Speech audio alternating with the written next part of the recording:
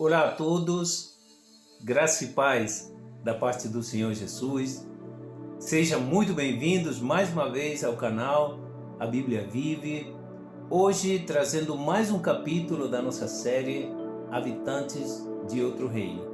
Nessa oportunidade estamos trazendo o capítulo número 4 dessa série, a quarta parte de algo que Deus colocou no nosso coração para desenvolver, para refletir à luz da Bíblia, o nosso relacionamento com esse mundo enquanto sistema, onde estamos inseridos temporariamente, como já estivemos falando em capítulos anteriores, a nossa vida nesse lugar, a nossa vida nesse plano, é uma vida passageira, é uma vida transitória, é uma vida na qual nós temos a oportunidade de nós crescermos na graça, no conhecimento de Cristo, cumprir com a missão, cumprir com a grande comissão e logo depois vamos ser transportados para um lugar onde Cristo está nos preparando, o que Cristo nos preparou. Antes de nós começarmos com a leitura, quero te convidar a você que ainda não se inscreveu no nosso canal, talvez você que chegou hoje pela primeira vez, está nos conhecendo, se inscreva no canal, ative as notificações e nos deixe o seu like. Nos ajude a divulgar o verdadeiro Evangelho de Cristo. Como nós dizemos, estamos pregando o reino de Deus. E para você que está conosco, não tenho mais do que te agradecer, te pedir que continues conosco, que nos ajudes compartilhando o link, levando essa mensagem para outras pessoas que ainda não nos conhecem, para que assim, juntos, nós estejamos alcançando cada vez mais almas, vidas e mudando a percepção, à luz da Bíblia, mudando a percepção que algumas pessoas têm do que significa caminhar com Cristo, do que significa esperar pela volta de Cristo e do que significa principalmente cumprir com a palavra de Deus. A nossa leitura principal para hoje está na primeira carta de Pedro, no capítulo 1, nós vamos ler os versículos 3, 4 e 5. E diz assim a palavra do Senhor: Bendito seja o Deus e Pai de nosso Senhor Jesus Cristo, que segundo a sua grande misericórdia nos gerou de novo para uma viva esperança pela ressurreição de Jesus Cristo dentre os mortos, para uma herança incorruptível, incontaminável e que não se pode murchar, guardada nos céus para vós, que mediante a fé estás guardados na virtude de Deus para a salvação, já prestes a se revelar no último tempo. Como vocês podem ver, esse pequeno trecho do primeiro capítulo da carta de Pedro está muito relacionado com tudo que já estivemos falando nos capítulos anteriores. Para você que ainda não acompanhou a série toda, eu te convido, eles estão aqui embaixo, os capítulos 1, 2 e 3. Nesse capítulo 4, decidimos trazer a primeira carta de Pedro para nós continuarmos a entender o cerne do que essa série quer nos transmitir, do que Deus quer falar conosco através dessa série. Estamos na primeira carta de Pedro. A primeira carta de Pedro tem como propósito, e isso é o que traz muita importância para a nossa série, porque a primeira carta de Pedro tem como propósito instruir aos crentes, instruir aos cristãos a respeito de como perseverar nesse mundo hostil, nessa sociedade hostil, a respeito de como perseverar nessa sociedade que está contra os valores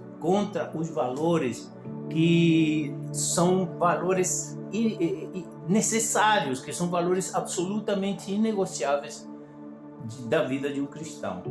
Pedro escreve essa carta, é uma carta muito intensa, onde ele faz uso da sua autoridade apostólica para tentar passar para essas pessoas para as quais foi dirigida, né, no seu tempo, naquele tempo, e também para nós, de como podemos fazer para nos manter firmes diante dos ataques, diante das perseguições. E obviamente que nós pertencemos a outro reino, estamos aqui, como já foi dito, estamos aqui por algum motivo, por um motivo pontual, fundamental, que é cumprir a missão que a igreja tem na terra. Por isso precisamos de toda a instrução possível para nós podermos nos fortalecer na graça, no conhecimento de Cristo. Vamos analisar esses 3 versículos, logo de uma breve contextualização. No primeiro versículo que limos, que é o versículo 3, ele diz: Bendito seja o Deus e Pai de nosso Senhor Jesus Cristo, que segundo a grande misericórdia nos gerou de novo para uma viva esperança pela ressurreição de Jesus Cristo dentre os mortos.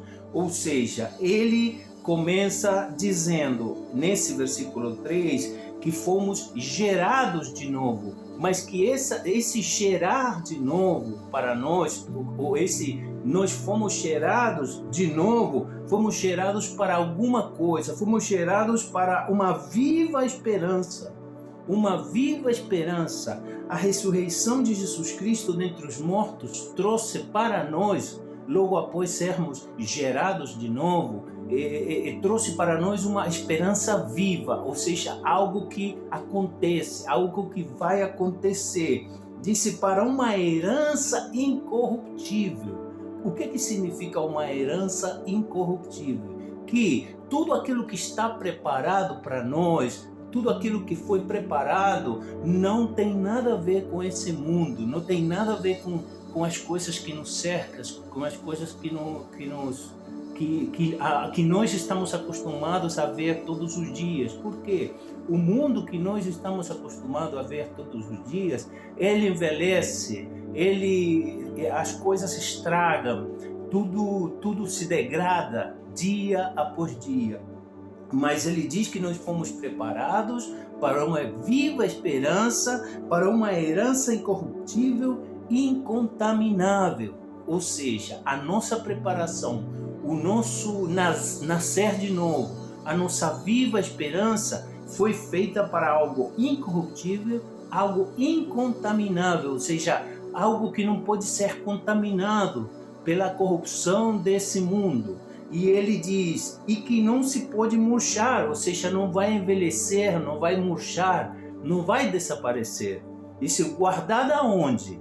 E aqui é onde nós entramos no cerne da nossa série. Aonde que está guardada essa herança incorruptível, incontaminável, que não envelhece, que não se murcha? Ele diz, está guardada nos céus para quem?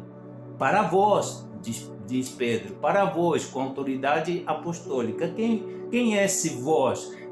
Os destinatários da carta, originalmente, e obviamente nós, que também fazemos parte da família de Cristo, da família de Deus.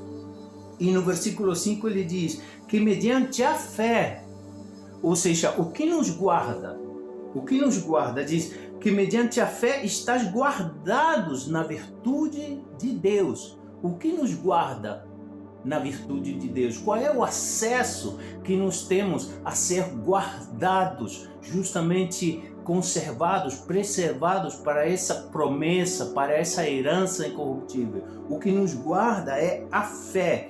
E ele diz, estás guardados na virtude de Deus para a salvação já prestes a se revelar nesse último tempo. Exatamente isso. Nós temos a promessa, como já falamos também em outros capítulos, Pedro volta a esse assunto. Nós fomos gerados de novo, mas fomos gerados de novo por um propósito, para uma viva herança, né? Incorruptível, incontaminável, que não envelhece, que não se pode murchar, guardada esperando por nós nos céus, e ele diz, e vocês ainda mais, Pedro dizendo, ainda mais, vocês estão guardados na virtude de Deus, irmão, pensa no que é isso, nós estamos guardados na virtude de Deus, mediante a fé, Pedro escreve como já falei, Pedro escreve essa carta com intensidade, com autoridade. Pedro nos exorta a que nós tenhamos, a que nós nos fortaleçamos na palavra de Deus, nos costumes de Deus, para nós podermos resistir nesse mundo, porque nós temos a promessa de que existe uma viva esperança, nós temos a viva esperança de que tem algo muito melhor do que isso. Como sempre acostumamos fazer em todos os vídeos que nós fazemos, eu gosto de trazer algumas referências bíblicas que vão de encontro àquilo que foi lido originalmente. Por exemplo, uma referência bíblica que vai de encontro com o capítulo 3, que nós lemos no princípio, está em João, no capítulo 1, nos versículos 12 e 13. Olha o que diz aqui. Diz, mas a todos quanto receberam, dei-lhes o poder de serem feitos filhos de Deus, aos que creram em seu nome. No versículo 13 diz, os quais não nasceram do sangue, nem da vontade da carne, nem da vontade de varão, mas de Deus.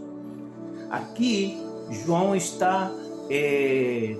vai ao encontro, esse versículo vai ao encontro daquilo que Pedro escreveu no versículo 3, que limos originalmente, ou seja, nós fomos gerados de novo, mas esse gerar de novo não nasceu nem do sangue, nem da carne, nem da vontade de homem nenhum. Nascemos da vontade de Deus. E agora uma referência bíblica a respeito do capítulo 4, que também nós limos inicialmente, está em Filipenses, no capítulo 3, no versículo 20, um versículo que já limos em algumas entregas anteriores, que diz, mas a nossa cidade está nos céus, de onde também esperamos o Salvador, o Senhor Jesus Cristo. Se você lembra o que limos no versículo 4, para uma herança incorruptível e guardada nos céus para vós. Ou seja, em Filipenses, capítulo 3, Paulo escreve quase que a mesma coisa que Pedro escreveu no capítulo 4, no versículo 4. E no versículo 5, dessa leitura que fizemos inicialmente na primeira carta de Pedro, em Romanos, capítulo 8, versículo 18, isso aqui é maravilhoso, irmãos. Diz, porque para mim tenho por certo que as aflições desse mundo, desse tempo presente, não são para comparar com a glória que em nós há de ser revelada. Eu vou ler de novo. Romanos, capítulo 8, versículo 18, porque para mim tenho por certo que as aflições deste tempo presente não são para se comparar com a glória que em nós há de ser revelada. Pedro escreve no versículo 5 da primeira carta, ele diz assim, no capítulo 1, ele disse assim, mediante a fé estás guardados na virtude de Deus para a salvação, já prestes a se revelar no último tempo. E Paulo em Romanos, ele diz que tudo que estamos passando, as aflições, as perseguições, as dores, tudo isso, toda a luta, tudo isso que estamos passando nesse tempo presente da nossa vida, em nada se compara com a glória que em nós há de ser revelada.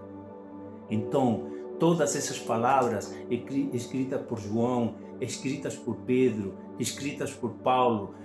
Também tivemos aqui o capítulo 17 de João, a própria oração de Jesus, a própria oração do Senhor Jesus por nós, ao Pai. Todas essas palavras são palavras que nos enchem de esperança, enchem o nosso coração de alegria, porque nós sabemos que por mais lutas, por mais dificuldades, por mais que tenhamos necessidades, por mais que passemos por tribulações nesse mundo, existe algo melhor, simplesmente porque nós somos habitantes de outro reino. E para finalizar, eu quero ler em Filipenses, capítulo 1, versículo 6, que diz: tendo por certo isto mesmo, que aquele que em nós começou a boa obra, a aperfeiçoará até o dia de Jesus Cristo. Exatamente. Aquele que nos cheirou de novo, aquele que nos trouxe nos tirou das trevas e nos trouxe para a sua maravilhosa luz, aquele que nos trouxe para esse reino, ele começou uma obra em nós e ele vai aperfeiçoar dia após dia. Essa obra está sendo aperfeiçoada na nossa vida até o dia de Jesus Cristo. Quero deixar a todos com essa reflexão. E para você que está comigo hoje, onde você estiver e quando você estiver, lembre-se, nós fazemos parte de um reino eterno. Glória a Deus e obrigado a todos.